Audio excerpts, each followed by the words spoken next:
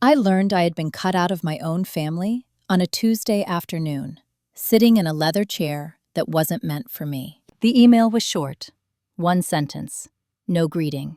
The will has been updated.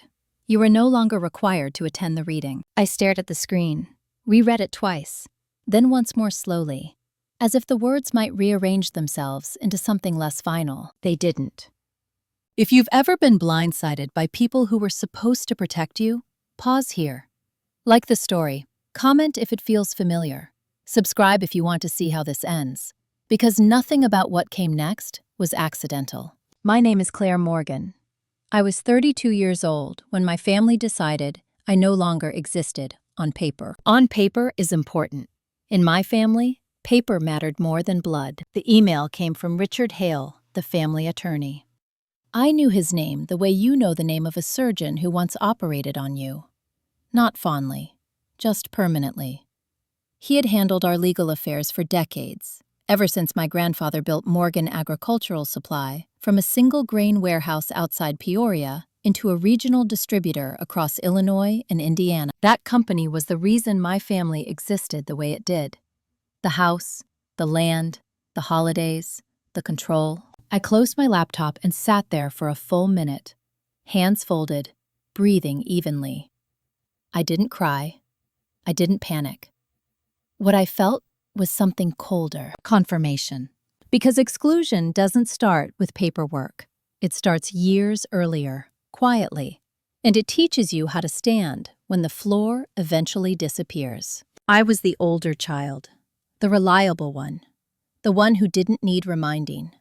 My brother, Daniel Morgan, was 3 years younger and born into a version of my parents who were already tired. My mother, Elaine Morgan, liked to say Daniel had presence.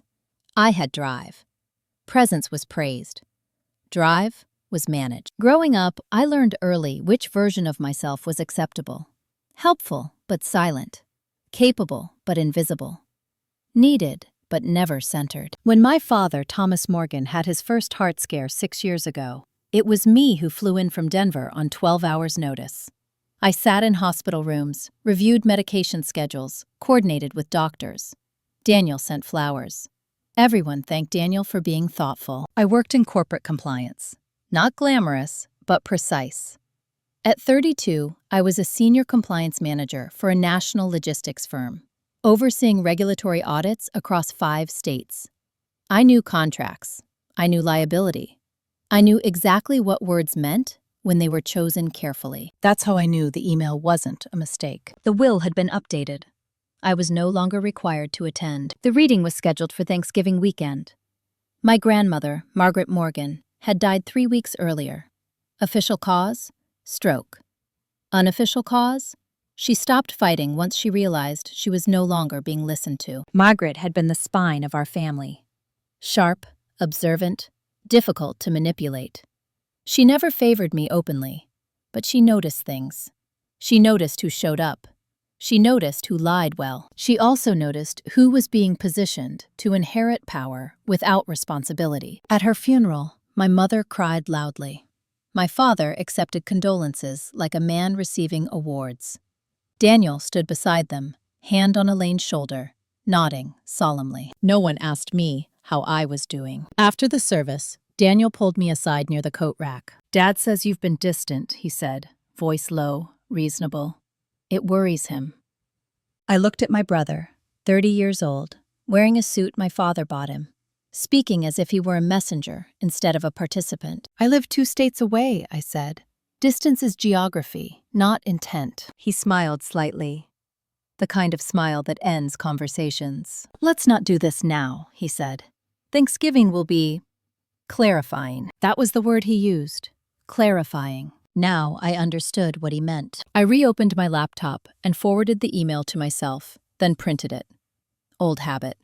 Evidence matters. I checked the timestamp. Sent at 1:12 p.m.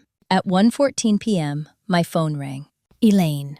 I let it ring out. 2 minutes later, a text. "Call me when you get this." I waited an hour. When I finally called back, she answered immediately. "Claire," she said, voice already tight. "This isn't how you were supposed to find out." "Find out what?" I asked, calmly. There was a pause. the kind people take when deciding how much truth they can afford. Your grandmother made some changes, she said. Given everything, your father and I agreed it was best to simplify things. Simplify? By removing me, I said. Another pause. Longer this time. You've always been independent, she replied. Daniel needs guidance, support. The company needs continuity. There it was. Not love, not fairness. Utility. And the reading? I asked. It would just be uncomfortable, Elaine said. For everyone. I pictured the conference room at Hale & Finch Law. The long oak table, the leather chairs. My name absent from the folders. Uncomfortable for whom? I asked. For you, she said too quickly. I almost laughed. I see, I said. And I did. We hung up shortly after. No yelling, no accusations. She didn't ask how I felt. I didn't offer. I sat back in my chair and stared at the wall. Not at the email, not at my phone, at the memory of my grandmother's voice, sharp and low, 2 years earlier, when she pulled me aside during Christmas dinner. They think you don't notice, she had said. That's their mistake. At the time, I hadn't known what she meant. Now, I did. The will had been updated. I had been excluded. And Thanksgiving, the holiday where my family pretended unity, was about to become something else entirely. I didn't know yet what I would do, but I knew this wasn't the end of my role. It was the moment I stopped waiting to be included. People think betrayal is loud, explosive.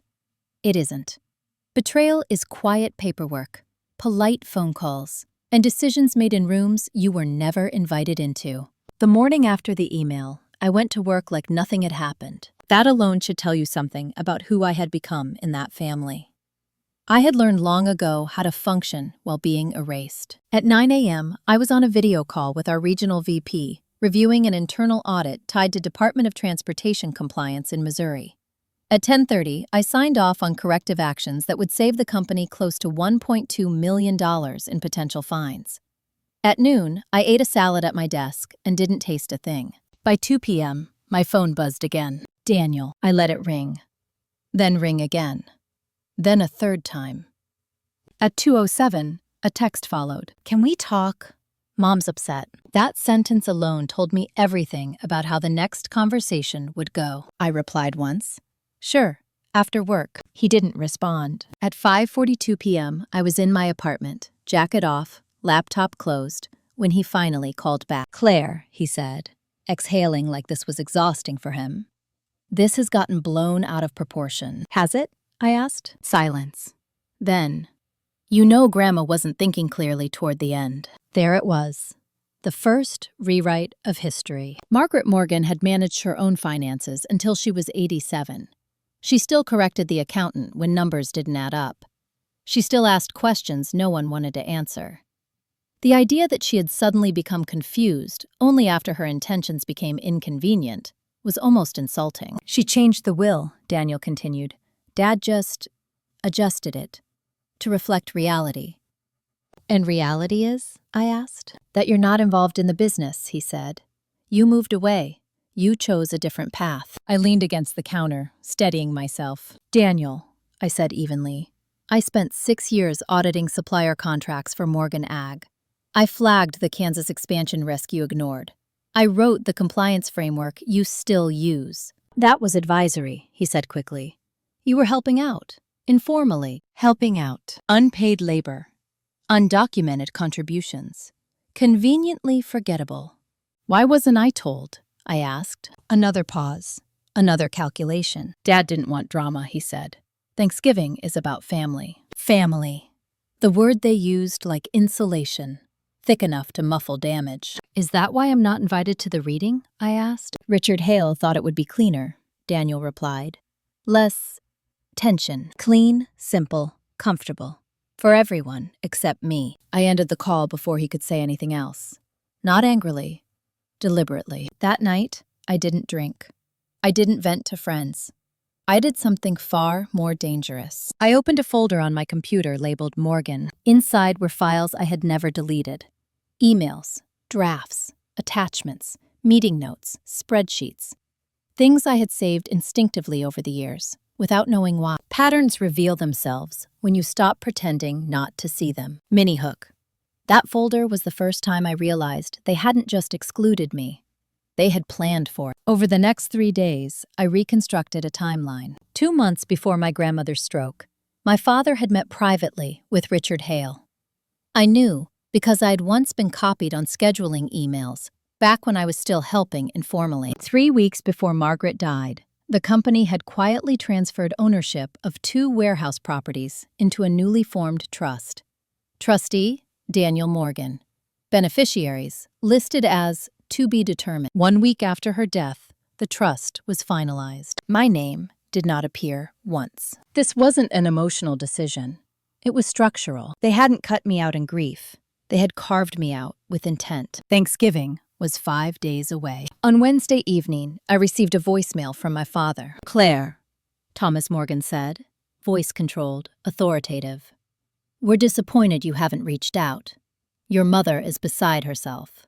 We expect you home for Thanksgiving dinner." Expect, not invite. "I think it would mean a lot to your grandmother's memory if we were all together," he added. That was when something inside me finally settled. They still thought they were in control. They still believed exclusion only worked one way. I booked a flight to Chicago that night, not because I wanted reconciliation, because I wanted clarity. I arrived Thursday morning, Thanksgiving Day, at O'Hare just after 9 a.m. I rented a car instead of borrowing one. Independence is quiet power. By noon, I was standing outside my parents' house in Wilmette. The same brick colonial with the manicured hedges and the flagpole my father insisted on raising every morning. Inside, laughter drifted through the windows. I rang the bell. Elaine answered. Her smile froze when she saw me. "Claire," she said, "you came." "Yes," I replied. "You said you expected me." Behind her, Daniel stood in the hallway, already tense. My father watched from the living room, expression unreadable. Dinner was civil, polite, performative. Turkey carved, wine poured. Stories told that carefully avoided the last month. No one mentioned the will. No one mentioned the trust. No one mentioned the email. Until dessert. As plates were being cleared, my father leaned back in his chair. "Richard Hale will be hosting the reading tomorrow morning," he said casually. "Private matter. Family only." I met his eyes. "Of course," I said. "Which family?" The room went still. Elaine's fork clinked against her plate. Daniel shifted in his seat. Thomas frowned. "Don't start this." "I'm not," I said calmly. "I'm asking a procedural question." My father straightened. "You've made your position clear by leaving, and you've made yours by erasing me," I replied. Silence thickened. "This isn't appropriate," Elaine said sharply. "Neither is disinheritance without notice," I answered. Daniel stood abruptly. "You're being dramatic." I smiled slightly. "You always say that," I said. "Right before something becomes public." That was when Richard Hale's name changed from background noise to leverage. Because I wasn't planning to attend the reading. I was planning to contest it. And they had no idea what I already knew. The first thing I did Friday morning was not go to the will reading. That mattered. Absence, when timed correctly, creates more unease than confrontation ever could. At 8:30 a.m., while my parents and Daniel were sitting around a polished conference table at Hale and Finch Law, waiting for a reading they assumed would proceed without friction, I was across town in a different office entirely. Kessler and Rowe, attorneys at law, estate litigation, probate disputes, contested trusts. I had chosen them carefully. My appointment was with Julia Kessler, founding partner, late 40s, known for 2 things: never bluffing and never taking a case she couldn't win. Her assistant had sounded curious but neutral when I called. That was a good sign. Julia didn't waste time. "Tell me what you know," she said, after introductions, folding her hands on the desk. "Not what you feel. Facts first." So I did. I told her about the email from Richard Hale, the timing, the trust, the warehouse transfers, the sudden narrative about my grandmother's capacity. I slid my printed documents across the desk. Emails, old drafts, notes I had kept without knowing why. She read silently. Mini hook. Watching a professional read your family secrets without flinching changes how you see power. When she finally looked up, her expression had shifted. Not surprised. Interested. "Did your grandmother ever discuss her estate with you directly?" Julia asked. "Yes," I said. "Twice. Details matter." I thought back. It was last Christmas, I said. She asked if I still had copies of the compliance reports I'd done for the company. I said yes. She told me to keep everything. Julia nodded slowly. And the second time? 2 months before she died, I replied. She asked me if I trusted my parents. Julia didn't react. She waited. I didn't answer, I said. She said, "That tells me enough."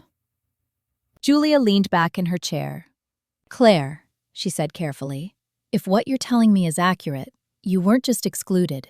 You were preemptively neutralized." That word landed hard. Neutralized. "She intended to leave you something," Julia continued.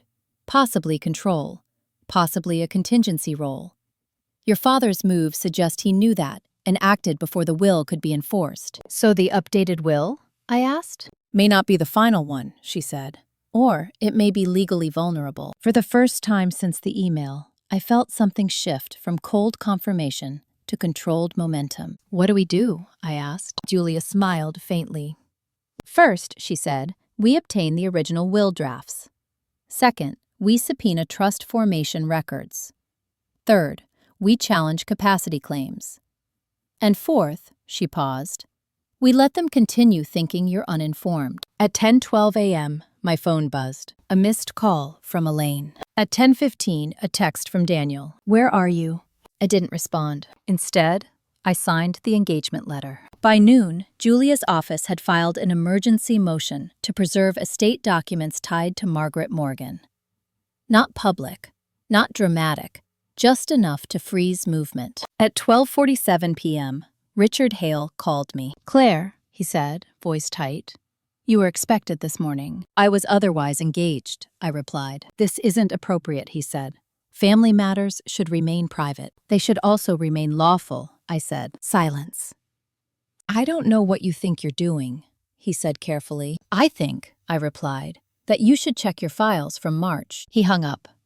I drove back to my parents' house that afternoon to retrieve something they didn't realize I wanted. The spare key still worked. The house smelled like leftovers and tension.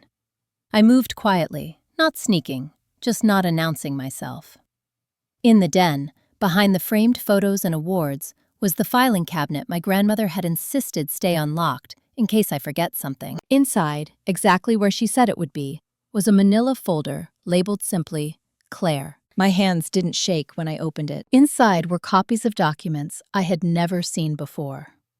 A handwritten note in Margaret's precise script. A preliminary codicil dated 6 weeks before her stroke, and a sentence that changed everything. If Thomas attempts to alter distribution or authority without full disclosure, Claire Morgan is to assume interim oversight pending judicial review. She had known. She had planned. They hadn't erased me. They had tried to outrun me. As I stood there, folder in hand, my phone rang again. This time, it was my father. "Get back here," Thomas Morgan said when I answered. "Now." "I am here," I replied calmly. The silence on the other end was immediate. "I'm in the den," I added, "with Grandma's papers." I ended the call. From upstairs, I heard footsteps, fast ones. The footsteps stopped at the top of the stairs. That was how I knew this was no longer a conversation my father could manage. Thomas Morgan liked control best when it was invisible. He preferred closed doors, careful phrasing, and authority exercised without witnesses.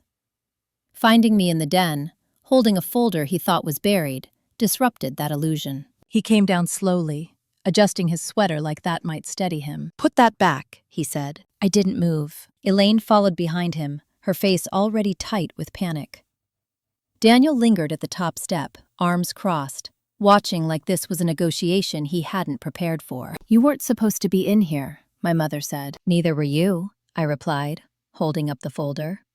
"Not after Grandma asked you to leave her papers alone." "That's not what this is," Thomas snapped. "It's exactly what it is," I said. "You tried to bypass her intentions." Daniel laughed once, sharp and humorless. "God, Claire," he said. "You really think you're the hero in this?" I looked at my brother. Really looked at him. The way his jaw tightened when he felt threatened. The way he positioned himself physically closer to our parents. "I think I'm the contingency," I said, which is not the same thing. Elaine stepped forward, hands trembling. "You don't understand how complicated this was," she said. Your father had to protect the business. No, I replied evenly. You wanted to protect the narrative. That was when Thomas lost his composure. You walked away, he said, voice rising. You left. You chose your career over your family. You don't get to come back now and claim authority. I nodded slowly. There it is, I said. That's the story you've been telling yourselves. I set the folder on the desk and opened it, laying out the documents deliberately. The handwritten note, the codicil, the dates. Grandma didn't see my leaving as abandonment, I continued. She saw it as preparation. Daniel stepped closer, eyes scanning the page. This doesn't mean anything, he said too quickly. It's not notarized. It doesn't have to be, I replied. It establishes intent, which is exactly what your trust documents lack. That landed. Thomas's face flushed. You have no right, he said. I have every right, I corrected. You just hoped I wouldn't use it. Mini hook. When people rely on your silence, your preparation becomes their undoing. My phone buzzed in my pocket. Julia Kessler, I answered without breaking eye contact with my father. They found it, I said. I assumed they would, Julia replied. Good. Do not relinquish those documents. I won't, I said. Thomas stepped forward. Who is that? He demanded. My attorney, I replied. Elaine gasped. You hired a lawyer? She said, as if I'd admitted to a crime. Yes, I said. Did you think I wouldn't? Daniel scoffed. This is ridiculous. You're overreacting. Julia's voice came through clearly now. Mr. Morgan, she said, unprompted. This is Julia Kessler. I'm representing your daughter in a probate challenge. I suggest you stop speaking. The silence was immediate. Thomas stared at the phone like it had insulted him. This is a family matter, he said stiffly. It's an estate matter, Julia replied. Those are governed by law, not hierarchy. I ended the call and slipped the phone back into my pocket. You should leave, Elaine said weakly. I will, I replied. With these, Daniel moved to block my path. You can't just take those, he said. I met his gaze. Try to stop me, I said quietly. He didn't. I walked past them, out the front door, into the cold afternoon air.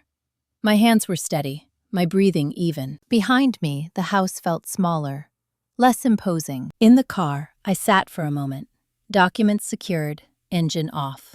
For the first time, I understood something clearly. They weren't angry because I was wrong. They were angry because I was no longer manageable. And that made all the difference. The petition hit the probate court docket on Monday morning. No announcement, no press, no dramatics, just my name, printed cleanly in black ink, listed as the petitioner. Claire Morgan versus the estate of Margaret Morgan. Seeing it there felt unreal, not empowering, not satisfying. Final.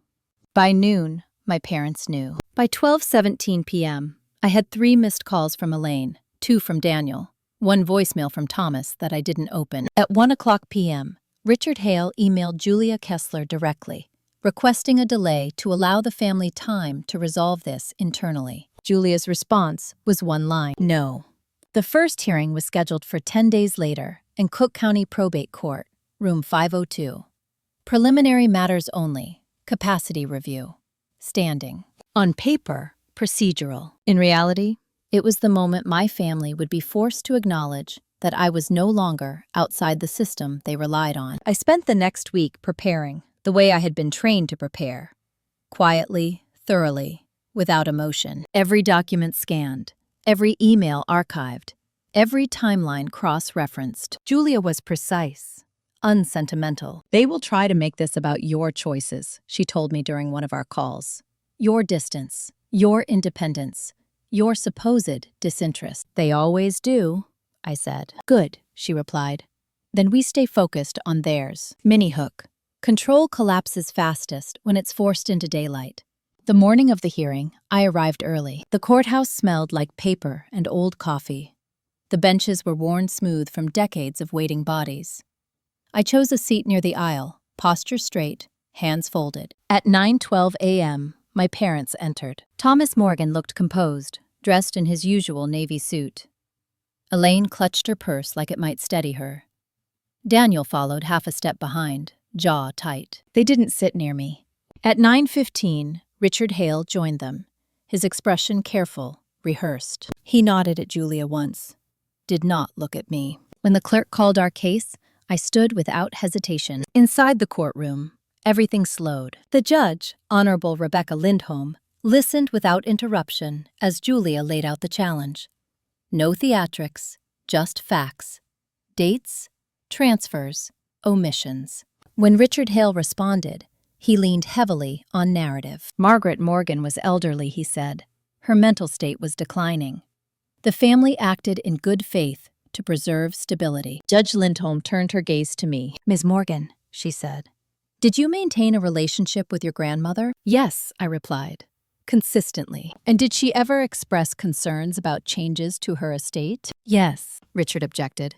Julia countered. The judge raised a hand. I'll allow it, she said. My voice didn't shake. She told me she was worried decisions would be made without transparency, I said, and that safeguards were necessary. Daniel shifted in his seat. Why weren't? Because she suffered a stroke 6 weeks later, I said, which limited her ability to finalize changes. Judge Lindholm nodded slowly. And the trust? She asked, turning to Richard. Richard hesitated. The trust was a standard measure, he said, to ensure continuity, executed after her death, the judge noted, without all beneficiaries listed. Silence. She leaned back. I'm ordering a temporary stay on asset transfers, Judge Lindholm said, and appointing an independent evaluator to assess testamentary intent. Elaine gasped. Thomas stiffened. Daniel stared straight ahead. This matter is not resolved, the judge concluded, but it is not as simple as presented. Gavel. Outside the courtroom, the air felt heavier. Elaine approached me first. How could you do this to us? She whispered, eyes wet. I didn't, I said. You did this to yourselves. Thomas stepped forward, voice low, dangerous. You think you've won, he said. You haven't. I'm not trying to win, I replied. I'm trying to correct. Daniel, you're tearing the family apart, he said. I met his gaze. I walked away before they could respond. In the hallway, Julia caught up to me. Good composure, she said. They underestimated you. Are we close? I asked. She considered. They're exposed, she said. But they'll escalate. I nodded. I expect them to. As I stepped outside into the cold Chicago air, my phone buzzed again. An unknown number, I answered. Ms. Morgan, a man said. This is Paul Everett. I was your grandmother's financial advisor. I stopped walking. There's something you should know, he continued. And I don't think your parents wanted you to hear it. I stepped out of the wind and into a quiet alcove near the courthouse steps. Say that again, I said into the phone. Paul Everett didn't hesitate. Your grandmother maintained a separate investment account, he said. One she instructed me not to disclose unless certain conditions were met. I closed my eyes briefly. What conditions? I asked. If her primary estate plan was altered without your consent, he replied. Or if you were excluded from the process. My grip tightened around the phone. When did she say this? I asked. 18 months ago, Paul said. After a meeting with your parents. That explained the timing, the shift, the contingency. What kind of account? I asked. A custodial brokerage account, he replied. Low-risk instruments, treasury ladders, municipal bonds, some blue-chip equities. How much? I asked. There was a pause. Approximately $4.3 million. The number landed without drama. No gasp, no rush of relief. Just wait. Why wasn't it disclosed? I asked. Because it wasn't in the trust, Paul said. It was held separately, with specific instructions. In the beneficiary? I asked, already knowing. You, he said. I exhaled slowly. Do you have documentation? I asked. Every signature, he replied.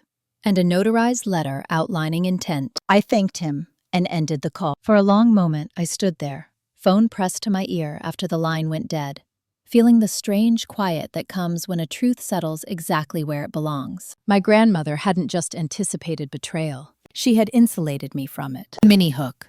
That account wasn't revenge. It was leverage, and my family had no idea it existed. I called Julia immediately. She listened without interrupting. That changes the posture, she said when I finished. How? I asked. It establishes intent beyond the contested will, she replied. And it undermines the narrative that you were uninvolved. What do we do? I asked. We wait, she said. For now. Let them continue operating under incomplete information. Waiting had never been my strength, but restraint is a form of control. That evening, I received an email from Daniel. Subject line: This has gone too far. Body. Dad is furious. Mom hasn't stopped crying. You're humiliating us. Whatever you think Grandma wanted, this isn't it. Call me. I didn't respond. Instead, I forwarded the message to Julia and added it to the growing file. 2 days later, my parents escalated. A formal letter arrived at my apartment, sent by courier. Cease and desist. They accused me of defamation, of emotional distress, of interfering with family business operations. Julia laughed when she read it. They're flailing, she said. This letter has no teeth. What are they trying to do? I asked. Intimidate, she replied, and provoke. They succeeded in only one thing. They reminded me how far they were willing to go to maintain control. The evaluator appointed by the court, Dr. Samuel Reiner, scheduled interviews with all parties. Mine was first. His office was neutral. Gray walls, no personal photos. He asked careful questions, took notes. Did your grandmother express fear? He asked. Yes, I said. Of being overridden. Did she trust you? He asked. Yes, I replied. Why? He asked. I thought for a moment. Because I never needed her to choose me, I said. I showed up without conditions. He nodded. Daniel's interview was the following day. My parents after that. I didn't know what they said, but I knew patterns. On Friday afternoon, Paul Everett emailed me scanned documents, the account statements, the beneficiary designation, the letter in Margaret's handwriting. One sentence stood out. If my family treats Claire as disposable, I want her protected. I printed it. Not for court, for myself. That night, I sat in my apartment. Lights low, city quiet beyond the windows. I wasn't angry. I wasn't triumphant. I was steady. Because now I understood something my family never had. Power isn't about who speaks the loudest. It's about who prepares for the silence. And mine was about to end. The evaluator's report didn't arrive all at once. It leaked. First as tone, then as posture, then as panic. On Monday morning, Julia called me before I even finished my coffee. They're nervous, she said. Richard Hale requested a conference call. Off the record. That's new, I replied. They wouldn't do that unless the ground was shifting, she said. Dr. Reiner's preliminary notes are not favorable to them. I didn't smile. I didn't celebrate. I asked the only question that mattered. What are they trying to contain? Julia paused. Intent, she said, and exposure. By noon, my parents' strategy changed. Instead of silence and intimidation, they pivoted to reconciliation theater. Elaine called. Her voice was softer than it had been in years. Claire, she said, we're worried about you. I let the line breathe. About me, I said, or about the court record. She inhaled sharply. This isn't healthy, she continued, dragging everything into public view. It's a probate court, I replied calmly.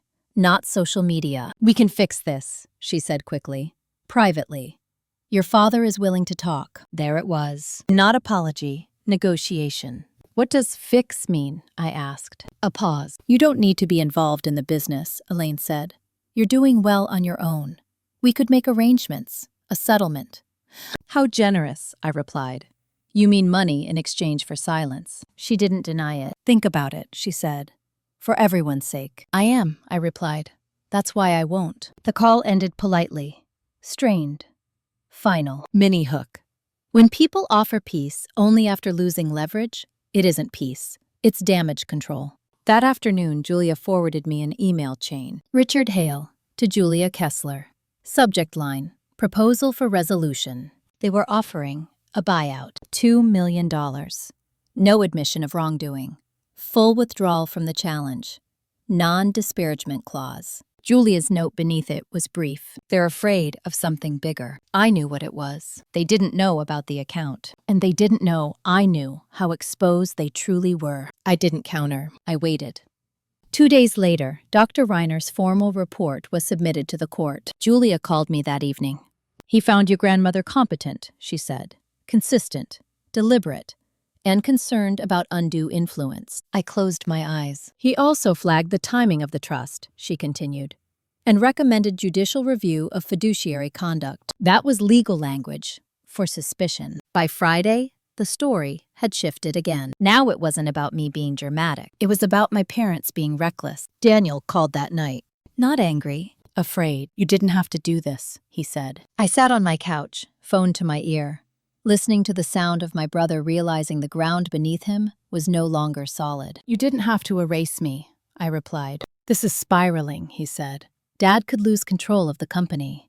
That depends, I said, on what else comes out. Silence. What do you know? He asked quietly. I didn't answer directly. I know Grandma planned for this, I said, and I know the court is paying attention. Claire, he said, voice tight. We're family. I almost laughed. No, I said. We're related. Family requires duty. He hung up.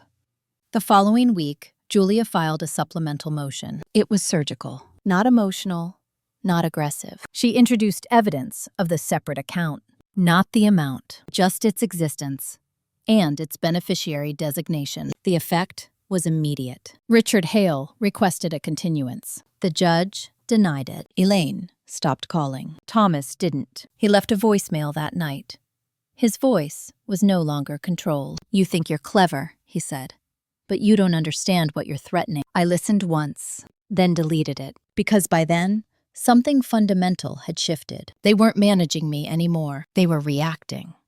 And reaction is always slower than preparation. The next hearing was scheduled for the following Tuesday.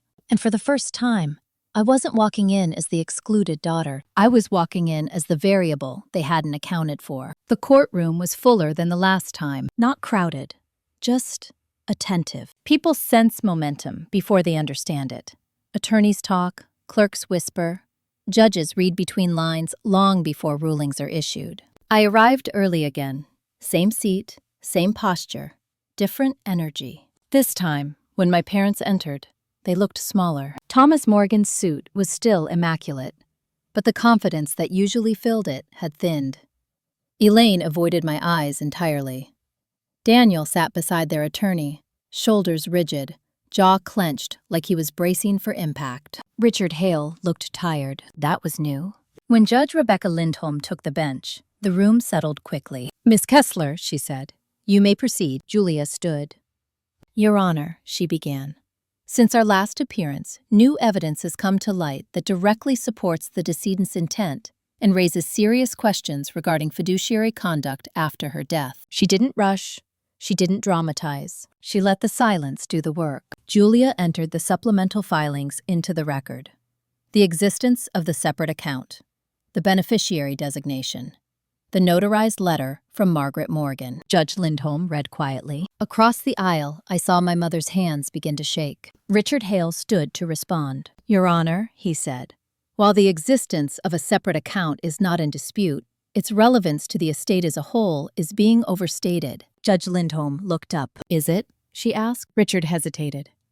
It demonstrates, the judge continued, that Margaret Morgan was not only competent, but strategic. She anticipated conflict. She turned her gaze to my parents, which suggests, she added, that any unilateral action taken immediately following her death deserves scrutiny. Thomas stiffened. Elaine's mini-hook. When a judge starts connecting dots out loud, the outcome is no longer theoretical. Judge Lindholm leaned forward. I am appointing a temporary fiduciary, she said, effective immediately. A murmur rippled through the room. Until this matter is resolved, she continued, control over disputed assets will be removed from the current trustees. Daniel, you can't be serious, he said, before Richard could stop him. The judge's gaze snapped to him. Sit down, Mr. Morgan, she said. This court is serious. Richard put a hand on Daniel's arm, pulling him back into a seat. Elaine let out a sound that might have been a sob. Thomas said nothing. The gavel came down. Adjourn. Outside the courtroom, everything fractured. Elaine reached for me, desperation breaking through the composure she'd clung to for years. Claire, she said, please, this has gone too far. I stepped back. It went too far when you decided I didn't matter, I said quietly. Thomas approached next, his voice low, urgent. We can still resolve this, he said, privately. You don't need to humiliate us. I didn't humiliate you, I replied. I told the truth in the right venue. Daniel stood a few feet away, staring at the floor. You're enjoying this, he muttered. I looked at him. No, I said. I'm finishing it. Julia touched my elbow gently. Let's go, she said. We walked out together, past reporters who had begun to gather. past whispers and questions and phones already buzzing. In the elevator, Julia exhaled. That went exactly where it needed to, she said. What happens now? I asked. Now, she replied, they feel consequences. And they did. Within 48 hours, the board of Morgan Agricultural Supply requested an emergency meeting. Temporary fiduciary oversight meant temporary uncertainty. Lenders don't like uncertainty. Neither do suppliers. Thomas Morgan had built his authority on being unquestioned. Now, questions were unavoidable. Daniel called me that night. Again. You didn't have to take it this far, he said, voice hoarse. I didn't, I replied. You took it there when you assumed I wouldn't push back. What do you want? He asked. I considered the question. Transparency, I said. And distance. He laughed weakly. You're going to burn everything down, he said. No, I replied. I'm letting it stand on what it actually is. After the call ended, I sat alone in my apartment.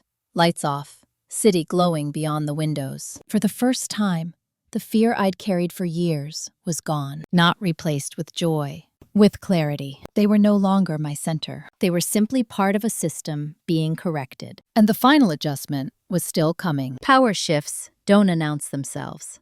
They arrive disguised as reason. 3 days after the fiduciary appointment, Julia called me with a tone I hadn't heard before. They want to talk, she said. All of them. Together. Where? I asked. Hale and Finch, she replied. Conference room A. Of course it was. The same room they'd used to write me out of existence. What's your read? I asked. They're bleeding, Julia said. And they finally understand you're not bluffing. I agreed to attend on one condition. Everything would be on the record. No side conversations. No emotional theatrics. No selective memory. They agreed. That alone told me how much leverage had shifted. The conference room looked exactly as I remembered it. Polished wood table, bottled water lined up neatly. Neutral art meant to suggest stability. Thomas Morgan sat at the head, shoulders stiff. Elaine beside him, hands folded too tightly. Daniel across from me, avoiding my eyes.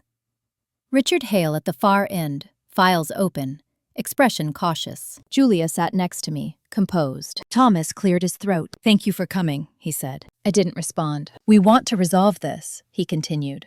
For everyone's benefit. Define everyone, Julia said calmly. Thomas's jaw tightened. The family, he said. Which includes my client, Julia replied. Silence. Mini hook. When people say family after erasing you, they're usually negotiating, not reconciling. Richard Hale slid a folder across the table. This is a revised settlement proposal, he said. More generous. Julia didn't touch it. Say it out loud, she said. Richard hesitated, then complied. $4.8 million, he said. Full withdrawal from litigation. Non-disclosure agreement. No further claims against the estate or the company. Elaine looked at me, eyes glossy. This doesn't have to be ugly, she said. We can move forward. I finally spoke. You mean I take the money and disappear, I said. Daniel looked up. That's not fair, he said. It's accurate, I replied. Thomas leaned forward. You never wanted the business, he said. You made that clear years ago. I never said that, I replied. You decided it. He opened his mouth to argue, then stopped. Because the truth had nowhere to hide. Julia leaned in. This offer, she said, comes after my client's beneficiary account was disclosed, after fiduciary oversight was imposed, and after questions were raised about your conduct. Richard didn't deny it. So let's be clear, Julia continued. You're not offering resolution. You're attempting to cap liability. Elaine's voice broke. We're trying to save what's left, she said. I looked at her then. Really looked. She wasn't pleading for me. She was pleading for the version of herself that hadn't been exposed. I slid my chair back slightly. I want one thing clarified, I said. Thomas frowned. What? Why, I said. Was I excluded without notice? No legal phrasing. No buffer. Just the question. Thomas stared at the table. Daniel answered instead. Because you couldn't be controlled, he said quietly. Elaine inhaled sharply. That's not. It is, Daniel continued. You don't bend. You don't owe. You don't need us. I nodded slowly. Thank you, I said. That's all I needed. Julia closed her folder. My client declines the offer, she said. We'll proceed. Richard's composure cracked. You're making a mistake, he said. No, I replied. I'm making a choice. We stood. As we reached the door, Thomas spoke again, his voice stripped of authority. You'll regret this, he said. I turned. I regretted being silent, I said. Not this. Outside, the air felt different, lighter. Julia exhaled. That was surgical, she said. It wasn't revenge, I replied. No, she agreed. It was boundary. That night, Daniel texted me one final message. You won. I hope it was worth it. I stared at the screen for a long moment before replying. I didn't win, I typed. I stopped losing. I didn't hear from him again. The next hearing was scheduled for December 18th, and this time, the court wouldn't just be deciding who inherited what, it would be deciding who had the right to lead. December 18th arrived without ceremony. No snow, no drama. Just a gray Chicago morning that felt appropriately indifferent. This was not a hearing for speeches. It was a hearing for consequences. I arrived with Julia as usual, but the atmosphere had shifted again. The reporters were gone, the whispers quieter, the posture of everyone involved more careful. When my parents entered, they didn't sit together. Elaine took a seat behind Thomas. Daniel sat 2 rows back, alone. That told me everything. Judge Rebecca Lindholm wasted no time. We are here, she said, to address fiduciary conduct, testamentary intent, and the interim administration of Morgan Agricultural Supply-related assets. She looked directly at Thomas Morgan. Mr. Morgan, she continued, you have held yourself out as acting in the best interest of the estate. Thomas stood. Yes, Your Honor. Yet, the judge said, you executed asset transfers without full disclosure, altered beneficiary structures post-mortem, and excluded an heir named explicitly in preliminary instruments. Thomas's face tightened. I acted to preserve stability, he said. You acted to preserve control, the judge replied calmly. Silence fell. Mini hook. Courts don't punish emotion. They correct abuse of authority. Julia stood next. Your Honor, she said, my client does not seek dominance. She seeks compliance with the decedent's intent. She submitted the final evidence. Margaret's letter, the contingency clause, the advisor's affidavit, the evaluator's report. Judge Lindholm reviewed it all. Then she delivered the decision. Effective immediately, she said. The trust executed after Margaret Morgan's death is suspended, pending full review. Elaine gasped. Additionally, the judge continued, interim operational authority over Morgan Agricultural Supply will be transferred to a court-appointed administrator. Daniel's head snapped up. This is insane, he muttered. The judge's gaze flicked toward him. Mr. Morgan, she said, your objections have been noted. Sit. She returned her attention to the room. Claire Morgan, she said, turning to me, is recognized as a protected interested party, with standing to oversee compliance and report irregularities. I felt it then. Not triumph. Relief. For the record, Judge Lindholm added, this court finds that attempts were made to marginalize Ms. Morgan's role, contrary to documented intent. Thomas closed his eyes. The gavel came down. Adjourn. Outside the courtroom, Elaine broke. This wasn't supposed to happen, she said, tears streaking her face. We didn't think you'd go this far. I looked at her. You didn't think I'd go far, because you never thought I mattered, I said. That was the miscalculation. Thomas didn't speak. He didn't look at me. Daniel did. For the first time, there was no anger in his eyes, only loss. Julia placed a hand on my shoulder. You're done, she said quietly. I nodded. In the weeks that followed, the consequences unfolded without my involvement. The administrator uncovered irregularities. Lenders imposed conditions. The board demanded accountability. Thomas Morgan stepped down within 60 days. Daniel was offered a non-executive role. He declined. I returned to Denver, to my job, to my life. The brokerage account transferred smoothly, quietly. $4.3 million, untouched. I didn't spend it immediately. Money wasn't the point. Distance was. On Christmas morning, I woke alone, coffee in hand, sunlight filling my apartment. No calls, no guilt, no performance. Just peace. And one final hearing left to attend. Because closure isn't a moment. It's a process. The final hearing wasn't really a hearing. It was a formality. No raised voices, no arguments, just signatures, acknowledgments, and a judge confirming what had already been decided by evidence, not emotion. I attended remotely from my apartment in Denver. Julia sat in the courtroom. I watched from a clean, quiet screen, coffee cooling beside my laptop. Judge Rebecca Lindholm reviewed the administrator's report. Mismanagement confirmed. Undisclosed liabilities documented. Fiduciary breaches noted without embellishment. Thomas Morgan did not contest. That, more than anything, marked the end. When the call disconnected, Julia stayed on the line. "It's over," she said. "Legally." I nodded. "Thank you," I said, "for not letting this turn into spectacle." "You didn't want spectacle," she replied. "You wanted accuracy." After we hung up, I sat there longer than necessary, staring at my reflection in the darkened screen. This was the part no one talks about. The quiet after justice. No applause, no vindication montage. Just space where tension used to live. 3 days later, Daniel emailed me. Subject line: "Can we talk?" I didn't answer immediately. I didn't feel pulled by obligation or curiosity. I read it, noted the absence of blame in the wording, and let it sit. When I finally replied, it was one sentence: "If you have something to say, you can say it here." His response came an hour later. I was wrong. That was it. No explanation, no request, no attempt to soften it. I read the sentence twice, then once more. It didn't move me the way apologies are supposed to, because apologies don't heal what was never accidental. A week later, Elaine sent a letter, handwritten. I recognized the stationery, cream paper she reserved for thank you notes and condolences. The irony wasn't lost on me. She wrote about regret, about fear, about how hard it had been to raise two very different children. She wrote about love. She did not write about accountability. I folded the letter and placed it in a drawer I rarely opened. Not to punish her, but because closure doesn't require consensus. The company moved on without my family's name attached to daily operations.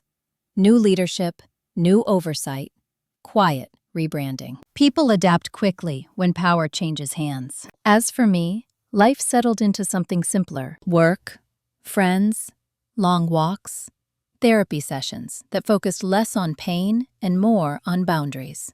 I stopped flinching when my phone rang. I stopped rehearsing conversations that would never happen. And then, unexpectedly, something shifted again. An email arrived from Paul Everett. Short, professional. "There is one remaining item your grandmother asked me to deliver to you personally. Let me know when you're available." I stared at the message longer than I had at any legal document. Because whatever it was, she had waited until everything else was finished, which meant it wasn't about protection. It was about choice. I replied, "I'm available." I met Paul Everett on a quiet Thursday afternoon in early January. Not in an office, not over video. At a small cafe near Washington Park. The kind of place where no one listens because no one expects anything important to be said. Paul was exactly as I remembered him from years earlier. Neat, observant, careful with words. He slid a small envelope across the table after we ordered. "Your grandmother asked me not to give you this until everything was settled," he said. "Legally and personally." I didn't open it right away. I waited.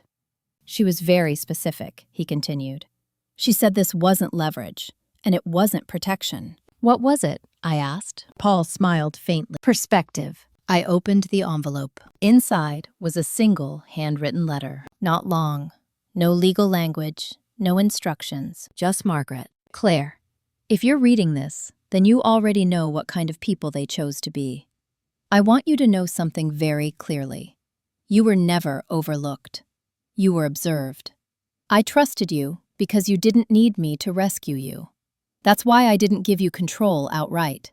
I gave you choice. Keep what strengthens you. Release what doesn't. And don't confuse distance with loss. Love, Grandma." That was it. No condemnation. No revenge. No final judgment. Just clarity. I folded the letter carefully and placed it back in the envelope. Paul watched me quietly. "She was proud of you," he said. "In her way." "I know," I replied. We finished our coffee. We talked briefly about neutral things, weather, retirement plans, ordinary life. When we stood to leave, Paul hesitated. "You handled this differently than most people would," he said. "How so?" I asked. "You didn't replace one form of control with another," he said. "You walked away once the truth was visible." I nodded. Outside, the air was cold and clean, the kind that clears your lungs and your head at the same time. That night, I went home and did something I hadn't done in years. I threw things away. Old files I no longer needed. Emails saved out of habit. Notes written when I thought I would one day need to justify myself. I didn't burn them. I didn't dramatize it. I simply chose not to carry them forward. The brokerage account stayed where it was, invested conservatively. Quiet. I didn't buy a house bigger than I needed. I didn't make announcements. I donated part of it to a legal aid fund for people contesting abusive estate practices. Anonymously. Because justice isn't louder when it's sincere. In March, Daniel emailed again. He didn't ask to reconcile. He didn't ask for forgiveness. He told me he was moving out of state, starting over, away from the company, away from the name. I wished him well and meant it. I haven't seen my parents since the hearing. I may someday, or I may not. That's the thing they never understood. Access to me was never guaranteed. It was earned. I didn't destroy my family. I stopped enabling a version of it that required my silence. That's not revenge. That's self-respect. If you've ever been erased, sidelined, or quietly excluded by the people who benefited most from your loyalty, know this: you don't need to scream to reclaim your place. You don't need to punish to move forward. You only need to stop participating in your own diminishing. And if this story resonated with you, if you've lived some version of this betrayal, or are standing on the edge of a similar decision, like the story, leave a comment, and subscribe. Not for drama, but for the truth that comes after it.